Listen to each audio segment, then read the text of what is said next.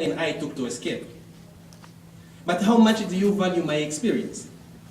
Because I'm not a victim, and I do not need your pity whatsoever that may cost, for I am a criminal, an innocent criminal.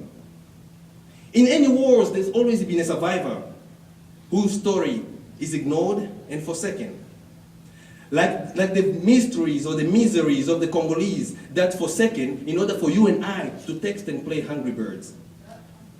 We've been deprived of schools, but not education. We've been denied our voices, but not the memories. For we remember every single evil that was done unto us like it was yesterday.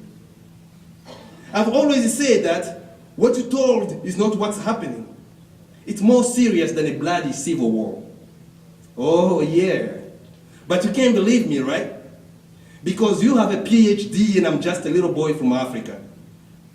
And an educated little boy at that. I know what's happening, okay? It's not a civil war. It was an invasion. It's not 5 million casualties. It is double that. What you read was a government covered up, like in 1994 when they refused to call what was happening in Rwanda a genocide.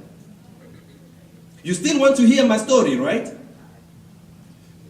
But what will you do when you see your reflection in the teardrops of my cousin after he has shot and killed his whole family under the orders of the rebels? Will it make you a better person? Will it make you appreciate your own life?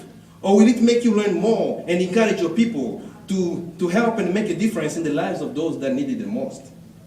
Remember, I'm a witness to an evil that was done unto my people. And your governments may have some of their blood on their hands. Look at our children. Most of them have killed, yet they are innocent of any crime. All of them were ordinary boys and girls before you prioritized minerals over lives. Mm-hmm. They became expendable. Their parents were killed before their own eyes. Some of them were forced to participate in the killings before being abducted. Our boys and girls have all killed, and yet they are innocent of any crime. Abducted after watching their parents killed, injected with drugs and alcohol, taught how to kill and have no mercy over anyone. Our boys and girls have all chopped off limbs, hands, and breasts while doing many terrible things under the command of the rebels, who are then supplying the Western countries with minerals in exchange for guns that are then coming back and kill more of our people. Over 6 million people have been murdered in the Congo in the last 10 years. Half of them, children. Every time you buy a new cell phone, you are financing the killing of children in the Congo. More people have died in the Congo in the last 10 years than any other conflict combined in the last 40 years around the world. But nobody have ever heard of it, right? Because it's happening in Africa. I will ask you, which side do you choose? You either with life or war, with refugees or nobody.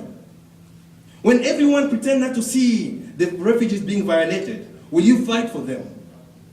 And when the world stand away with them bleeding, will you stand for them? Do you want to be the voice of the voiceless? Do you want to give them a hand out? A hand to hang on, hold on. Let the world not act, but at least they've heard of them. Tell them positively about refugees you met here today. Don't mention them like a label. We have the tendency of labeling victims of atrocities. No, they are great folks. Tell them, like the great and great refugees that are standing in here that are sitting within you today. I know that there are systems that are in place that works against refugees. Trouble, and a lot of trouble, and it seems though they are running out of time. They are thinking that maybe tomorrow will bring a better day, but tomorrow passes by. The system is helping them, but barely keeping them alive, leading them to the next meal and the day closer to death. I'm terrified. I'm really terrified. I am terrified of lying to the mirror, telling myself that I'm worthy of respect. But outside there, I'm looked at as just a refugee, a homeless, stateless. Africa must be a responsibility of everyone. The Western nations that are benefiting from its wealth, and the Africans that are dying, calling it home. If you are a people, act. If you are a government, act. Or stop benefiting from its miseries, and we will not have to come here and tell you these horrible stories.